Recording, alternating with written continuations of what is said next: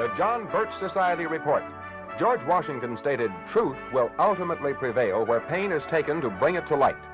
Truth is the major weapon of the John Birch Society Report. We will return after these words from our sponsor. The John Birch Society Report presents this weekly broadcast to bring you commentary and analysis of today's events. Our commentator today is Mr. Thomas J. Anderson, well-known columnist and humorist of Nashville, Tennessee, and president and editor-in-chief of Southern Farm Publications. Today, I want to talk especially to young people. I want to tell you young people what I wish I had known when I went out to face the cold, cruel world about 33 years ago with a diploma in one hand. That was what you would call in the olden days. If and when you graduate from college or from high school, that diploma does not mean you are educated. It means that you should now have enough appreciation of education to make you want to become educated. Your intellectual horizon should now have been raised so as to whet your appetite for knowledge, which you now should know where and how to get. The time has come, if you have not already done so, that you must make your own bargain with life. Neither your parents nor your government can do it for you. You can do and be almost anything you want to do and be badly enough to make the necessary all-out effort and sacrifices. Try to decide now what you most want from life. And remember, those who merely chase happiness never catch up with it.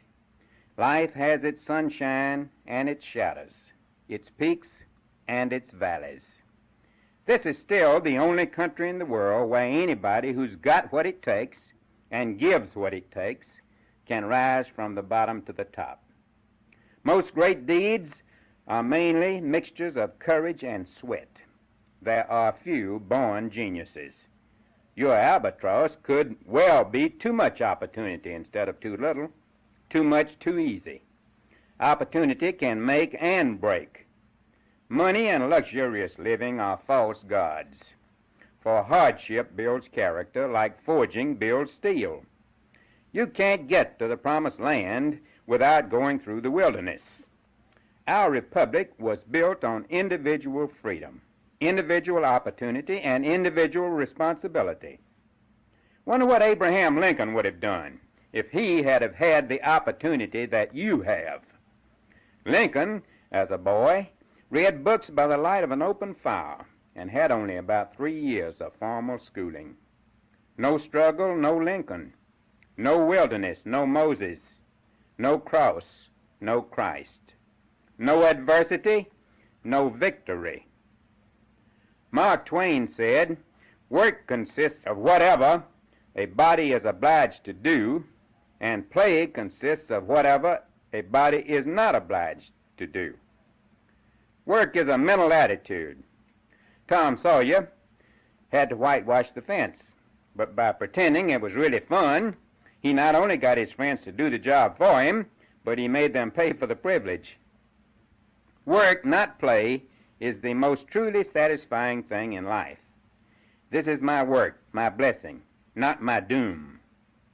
The most harassing task in operating a business today is not finding people with the right degrees, nor the right ability, nor the right experience even. It is finding people who really want to work. When you go job hunting, ask, "What can I do for you?" instead of, "What can you do for me?" As you go through life, neither be afraid of change nor for change's sake.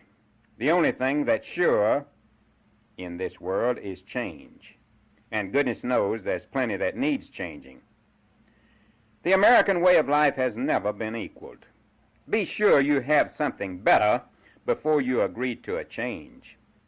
Some of the so-called progressive ideas, such as socialism to replace capitalism, so-called humanism or modernism to replace Christianity, would set us back almost 2,000 years. For it was that long ago that socialism, humanism, and modernism were first proven failures. My generation, the generation many of your parents belong to, has done a lousy job for you. We sacrificed great hunks of the individual freedoms your forefathers fought and died for. We swapped them for government-guaranteed, womb-to-tomb security, so-called. We ate up not only our seed corn, but part of yours.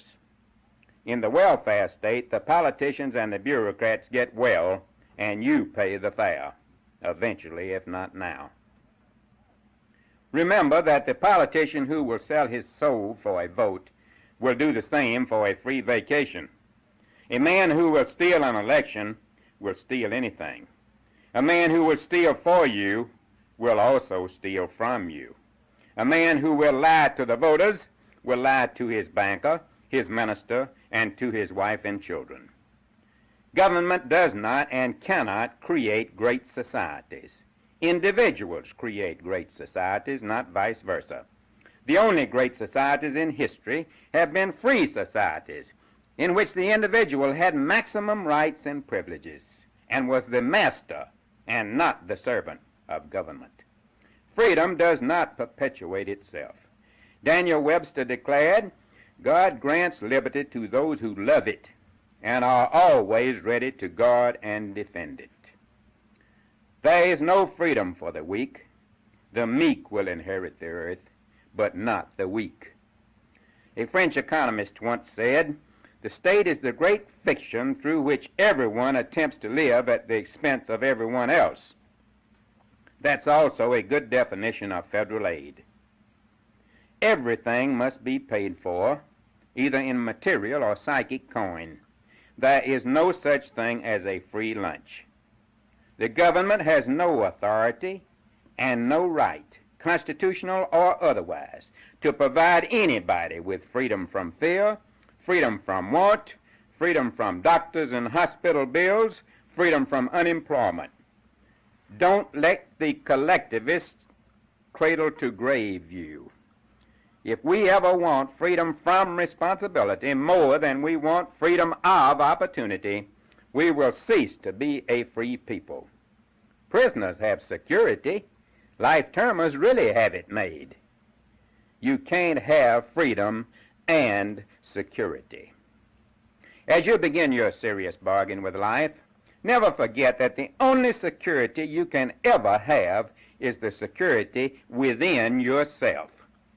Security, like happiness, can neither be bought nor given. Each of us has to earn our own. Government can give you nothing which it does not first take from someone else. For government is essentially a parasite. It creates nothing. It lives off of the creations of others. Generally speaking, government is your enemy, not your friend, because it's like a predatory male. It'll go as far as the female will let it. It has already gone too far. If you want your government to be your slave and not your master, you must understand it, participate in it, distrust it, control it. For the bigger it is, the littler you are. As you go through life, make all of life's bargains on top of the table, not under it. The best payola you can ever get is your own self-respect. Be a sovereign individual, not just a member of the mob. The great things of the world are accomplished by a relatively few individuals, not by the mass. Don't go along with the crowd when the crowd is headed toward the precipice. Going along with the crowd is taking the easy, cowardly way. Is that what Jesus did, or Moses, or Christopher Columbus, Patrick Henry, Robert E. Lee, General MacArthur? No. Pontius Pilate went along with the crowd, pleased the mob.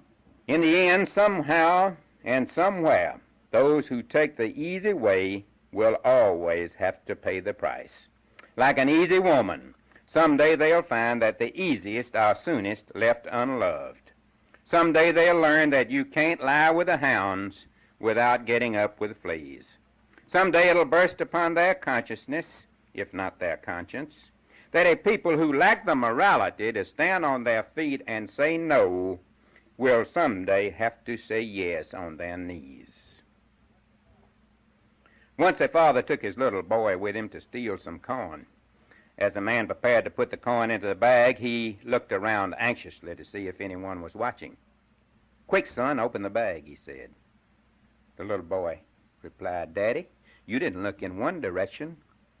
Frightened lest his son had spotted an unseen observer, the father whispered, "Where? Where?" His son answered simply, "Daddy, you didn't look up." Character is what you do when nobody but God is looking.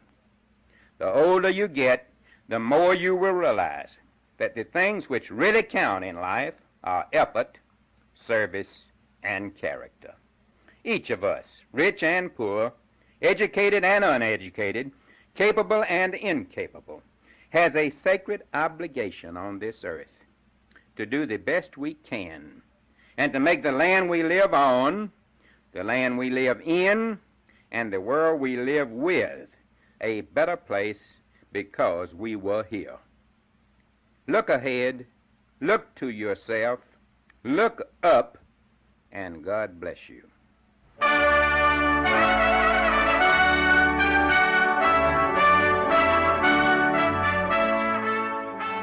We want to thank all those who've taken time to listen to the John Birch Society Report, which has again focused attention on important subjects directly involving you. Our commentator today has been Thomas J. Anderson.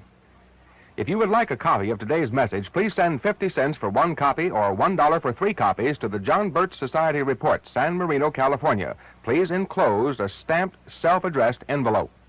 Ask for transcript number